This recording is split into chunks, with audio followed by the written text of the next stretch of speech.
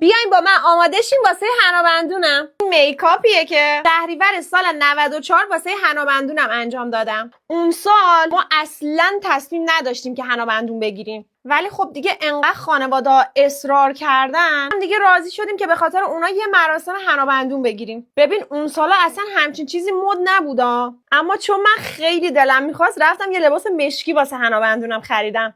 بعد ما مجبور شدیم حنابندون رو دقیقا روز قبل عروسی بگیریم، چون فامیلای رضایینا از یه شهر دیگه اومده بودن و نمیتونستن زیاد بمونن. منم یه میکاپ اسموکی کردم با اون لباس. یه تا این مراسم برگزار شد و مهمونا رفتن و ما خوابیدیم، شده بود ساعت 4 صبح. منم که 7 صبح باید میرفتم آرایشگاه واسه عروسی. عملاً من 2-3 ساعت بیشتر نخوابیده بودم. همین شد که دیگه من روز عروسی واقعا خسته بودم. دیگه اصلا من روز عروسی نتونستم زیاد برقصم و سر حال باشم. اونجوری که باید واقعا عروسی بهم خوش نگذشت. تا یاداوریشم ناراحتم میکنه. خط لب 1 متر بالاتر از لبم کشیده بودم. یه رژ صورتی نود.